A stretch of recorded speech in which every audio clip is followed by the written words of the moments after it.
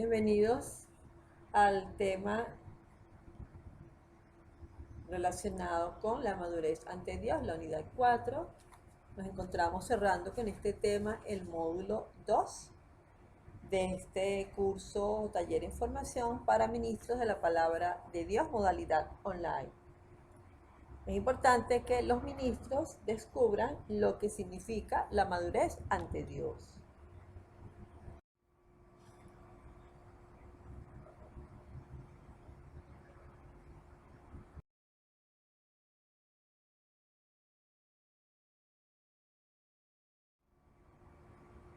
Tenemos entonces que madurar ante Dios, podemos verlo como un proceso, donde hay vamos a decir, cinco momentos importantes desde la perspectiva o en clave de fe. El primero es la fe. Segundo, el hombre como un ser limitado. Tercero, es persona madura ante Dios quien se acepta tal como es. Cuarto, la pobreza de Dios es la condición del enviado. Quinto, el camino por el que Dios llega al hombre. En cuanto a la fe, es importante destacar el proceso de la educación en la fe de un cristiano. Esto me trae en este momento a mi memoria la palabra de Dios en 1 Corintios capítulo 13, versículos 1 en adelante, cuando Pablo dirá que cuando era niño pensaba como niño y actuaba como niño. Esta es una palabra muy hermosa que te invito a que detengas un momento el video, el tutorial y la leas, la interiorices y ubiques esa progresiva madurez que uno va obteniendo de una manera social y en la vida, a la luz de la palabra de Dios, por supuesto. ¿En qué consiste entonces esa madurez cristiana? Entonces, este primer aspecto en clave de fe, ¿verdad? Y a la luz de esa palabra donde Pablo nos dice, cuando era niño pensaba como un niño, actuaba como un niño, que ya luego no me veré como en un espejo. Una vez que la hayas releído, entonces pasamos al punto de el hombre como un ser limitado, donde destacan tres aspectos importantes. Lo que tiene que ver con la justicia humana, Dios que nos ha elegido Él, tú no lo elegiste, Él te eligió a ti, y los seres humanos como seres limitados. Vamos a ver en cuanto a la justicia humana. Cuando nosotros intentamos resolver los problemas personales y sociales, logramos a veces ciertamente resultados positivos. Sin embargo, se nos escapa siempre la realidad más profunda, que es la misma justicia humana, que se nos queda siempre en lo exterior, pues no puede penetrar las intenciones del corazón. Nos dirá también la palabra de Dios en el primer libro de Samuel, que Dios no mira como mira al hombre, sino mira con los ojos del corazón. Y por eso a nosotros se nos escapa esta realidad tan profunda. Entonces la misma justicia humana se nos queda siempre en esa parte exterior, ya que no puede penetrar esas intenciones del corazón. Por eso también podemos recordar que Dios es omnipotente, omnisciente y omnipresente. Por otro lado, en muchas ocasiones nosotros no sabemos encontrar una solución para los problemas que advertimos a nuestro lado. Y nos damos cuenta entonces en ese momento de que Dios nos ha escogido a nosotros para ser evangelizadores. Sin embargo, sentimos que lo que Dios nos ha confiado es demasiado grande para nuestra fuerza, ¿verdad? Alguna vez a lo mejor tú has dicho, Dios mío, no voy a poder aguantar esta prueba, no tengo la fuerza, no tengo la capacidad, Señor, ya no puedo más, ayúdame, ten misericordia, no me quites la cruz, pero no me la hagas tan pesada. Bueno, tal vez algunas de estas frases las has vivido esos momentos o tal vez otros, ¿verdad? Que te han venido en este momento a tu consciente. Y eso nos llega a reconocer que el Señor nos ha escogido, y fíjate qué interesante, no por nuestras cualidades, sino porque Él quiere que cooperemos en la salvación del mundo. haz una relectura de Juan capítulo 15, versículo 16. Por otro lado, todos los profetas llamados por Dios nos damos cuenta de nuestras limitaciones y la diferencia entre lo que pretendemos hacer y lo que conseguimos en la práctica y entre nuestros ideales maravillosos y la realidad concreta de la vida. Entonces, ciertamente nosotros sabemos que Dios nos ha llamado, ¿verdad? Y nos damos cuenta de que tenemos limitaciones y que hay diferencias entre lo que nosotros pretendemos hacer y lo que conseguimos en la práctica. Por otro lado, la misión que Dios nos confía es siempre más grande que nosotros, y eso exige que nos reconozcamos criaturas suyas, porque Él es capaz de hacer cosas maravillosas por nuestra humilde y generosa colaboración. Entonces, Dios, aparte de que nos escoge y nosotros nos reconocemos como seres limitados y que todos los dones vienen de Dios, por otro lado, pues también reconocemos que el Señor hace cosas maravillosas a través de nuestra humildad y nuestra generosa colaboración. Bueno, por eso es que los dones son para ponerlos al servicio de Dios. Entonces, ciertamente, si una persona tiene unos dones y no los pone al servicio de Dios, llega un momento en que pues pierde esa gracia de Dios, porque no los estás poniendo al servicio del reino, para la salvación del mundo. Donde te invité a que releyeras Juan 15, 16. Esto nos lleva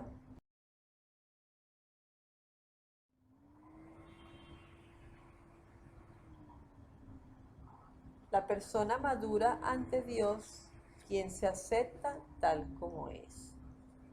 Y aquí hay 3 puntos importantes que tenemos que tomar en cuenta: humildes, pobres y niños. Vamos a ver de qué se trata esto.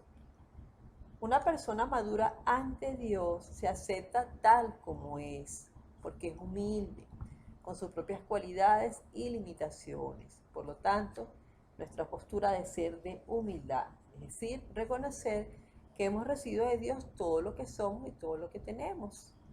Puedes leer 1 Corintios 4 al 7. Por otro lado, somos siervos del Señor. Lucas 17, 10. Y no somos nada por nosotros mismos. Gálatas 6, 3. Dios entonces mira a los humildes y se inclina hacia ellos y hace por su medio obras maravillosas, como se ve a través de la historia de la salvación. Por eso es maravilloso, hermoso, hacer las lecturas, relecturas de todo lo que es el Antiguo Testamento.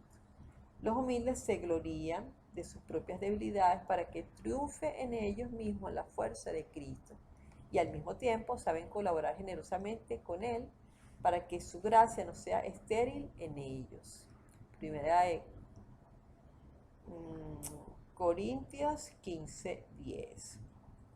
En cuanto a ser pobres, la pobreza de la que habla la Biblia, de la que habla la palabra de Dios, no se refiere tanto a una situación económica y social, fíjate que no, sino más bien a una actitud del corazón. Pobre es aquel que tiene experiencia de sus propias limitaciones y de la imposibilidad de realizar en plenitud su propio destino con sus solas fuerzas.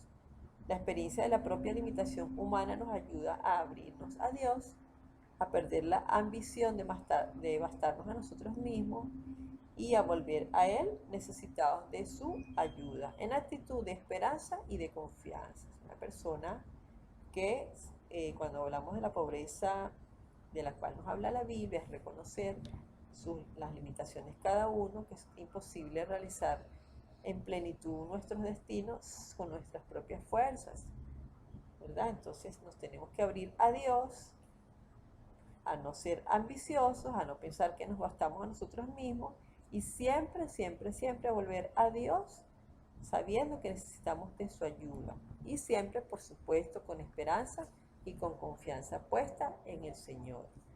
Yo siempre digo que hay que tener los pies en la tierra y la mirada hacia el cielo. Y en cuanto a niños, para entrar en el reino de Dios hay que volver a nacer, como nos dirá Juan, capítulo 3, del versículo 3 al 5. Recuerden el episodio con Nicodemo.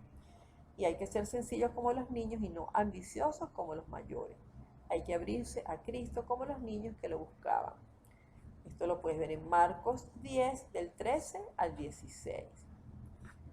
Luego tenemos la pobreza ante Dios, que es la condición del enviado.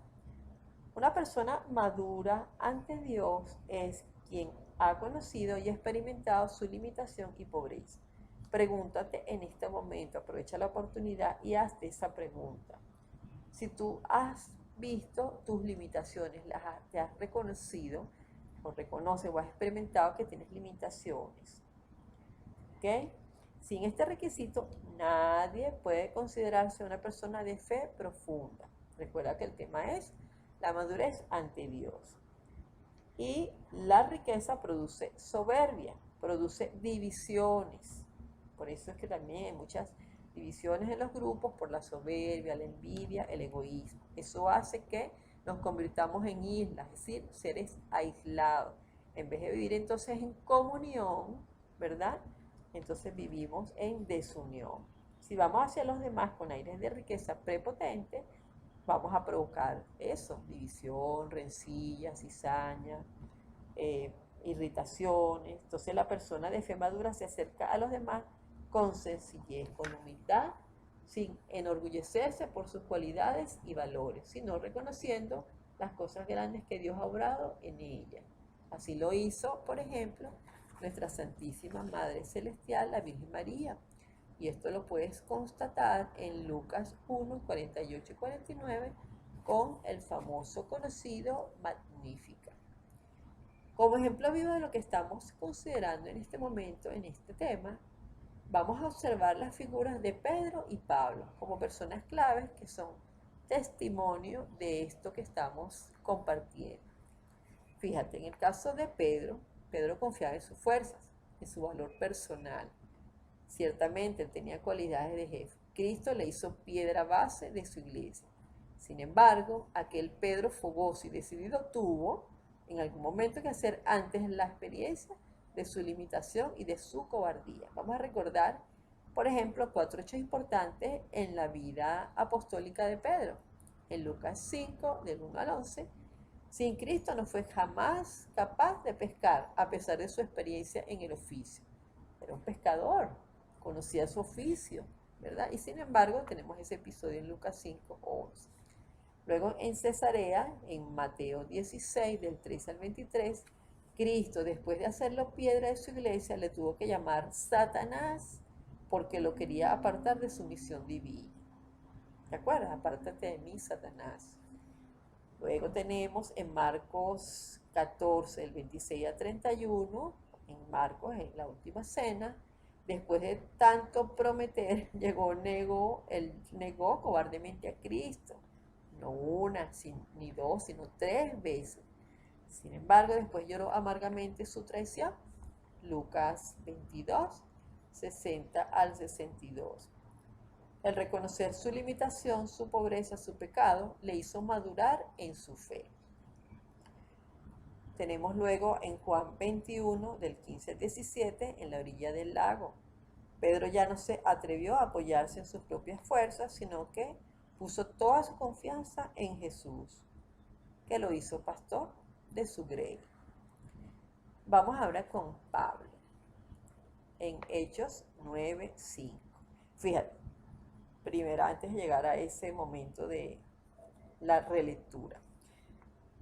Pablo se consideraba un judío celoso y por eso perseguía a los cristianos con toda su fuerza. Y se sentía muy autosuficiente, segurísimo, seguro de sí mismo. Y Jesús resucitado, ¿qué hizo? Le salió al encuentro en el camino de Damasco y una luz derribó a Pablo, al suelo y lo deja ciego. Entonces, en ese momento Jesús se muestra a él y le dice: yo soy Jesús, a quien tú persigues. Aquí estamos ya en Hechos 9, 5. Pablo reconoció en aquel momento que debía seguir a Cristo, a quien él perseguía. Y esto suponía un giro completamente total en su vida y él lo dio. Reconoció humildemente su error y agradeció inmensamente a Cristo que de su perseguidor lo hubiera transformado en apóstol suyo. Hechos 9 del 11 al 25. Dios solo se entrega, entonces, podríamos decir, a los que tienen hambre de Él. Por eso también podemos recordar la palabra que dice que son muchos los llamados y pocos los elegidos. ¿Por qué? Porque son pocos los que le dicen sí al Señor, como por ejemplo la Virgen María cuando le dijo, eh, proclame en mi alma la grandeza del Señor, hágase en mí según tu voluntad. O cuando el profeta Isaías le dijo, aquí estoy Señor, envíame a mí. Una persona madura ante Dios es la que reconoce su propia pobreza, su limitación, su pecado y se deja invadir llena de la presencia de Dios. Dios entonces solamente se entrega a los que tienen hambre de Él. Por eso Jesús les dijo a los sumos sacerdotes y a los ancianos del pueblo que no querían aceptarle. Les dijo, abro comillas, en verdad les digo que los publicanos y las prostitutas llegarán antes que ustedes al reino de los cielos. Mateo 21, 31 al 32.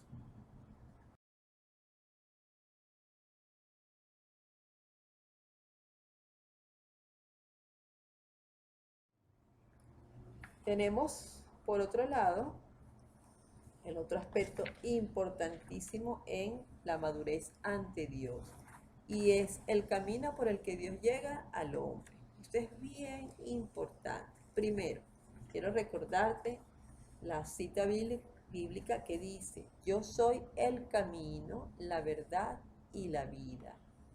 Juan 12, 6. Dios Padre llega a nosotros por el camino que Él mismo ha puesto, que es Cristo, su Hijo. Dios y hombre, ¿sí? Verdadero Dios, verdadero hombre. Por ello, el signo de nuestra madurez, del reconocimiento de nuestra pobreza radical, de nuestra apertura, será el aceptar a Cristo en nuestra vida. Lo dirá en el Apocalipsis 22:20, ven Señor Jesús.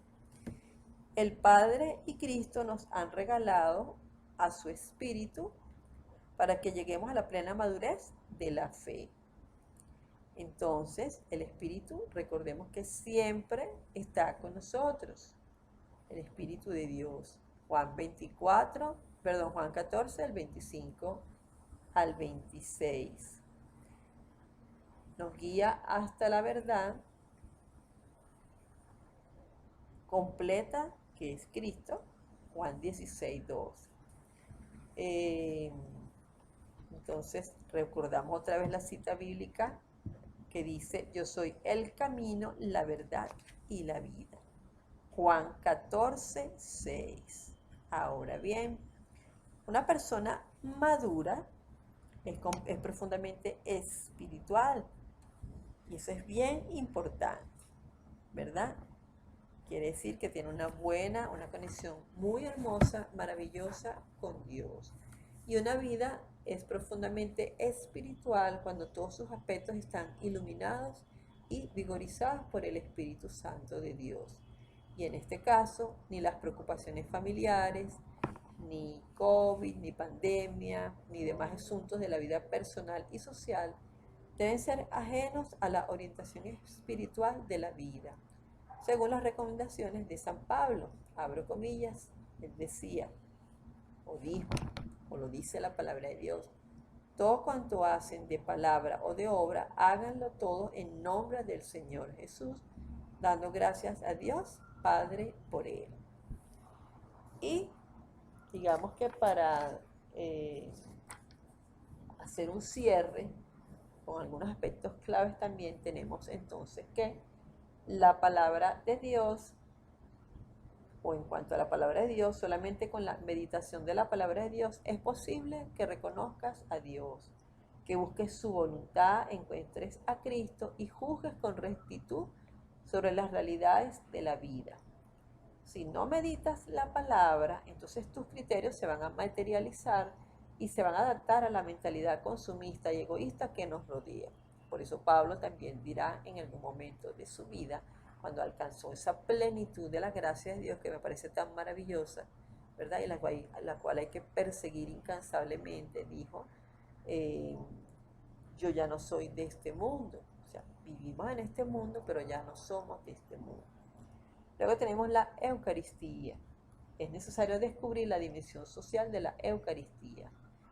En la Eucaristía Cristo nos da su cuerpo, su sangre, su persona, para que después tú dejes a los demás, y todos demos a los demás todo lo que somos y tenemos. Cristo quiere servir a los hermanos por medio de nuestra entrega generosa. La reconciliación.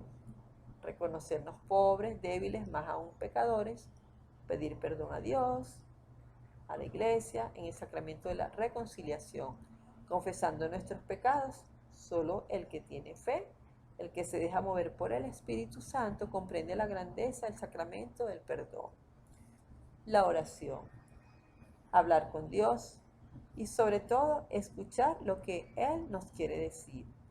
Alabarlo, darle gracias, pedirle tantas cosas para las demás personas, también para nosotros, y comprometernos a cambiar nuestra vida, abrirnos a Él, para que Él nos abra también a los demás. Las personas van a llegar a Cristo siempre, siempre, siempre a través de ti. Y eso va a depender de que tú reúnas todas estas condiciones, las interiorices y siempre estés en la búsqueda de la verdad, de la autocrítica sincera, del crecimiento, reconociendo, aceptando y sabiendo que Dios te ha dado muchos dones y que son los dones que vienen de Dios y que por tus propias fuerzas no te vales y que todo lo que tienes, lo tienes gracias a su amor. El compromiso. Quien no asume su compromiso cristiano demuestra que todavía no ha llegado a la madurez de la fe. Esto lo vemos, esta frase que acabo de compartirte, la encontramos en el decreto sobre los seglares. Recuerden que antes los laicos eran llamados o éramos conocidos como seglares. Esto está en ese decreto número 4 en el Concilio Vaticano II. En conclusión, el Espíritu de Cristo y del Padre es el animador, es el que impulsa nuestro compromiso cristiano. Por lo tanto, es un error pretender salvar al mundo, ver a Cristo en los hermanos prescindiendo del Espíritu Santo. En el libro de los Hechos de los Apóstoles, recordemos que es el Espíritu Santo, desde el momento que se vive el Pentecostés, quien dirige, anima, impulsa, potencia todas las acciones apostólicas de los cristianos. Por eso, la palabra de Dios es una palabra eterna y siempre a Cristo todo el poder, el honor y la gloria por los siglos de los siglos. Amén.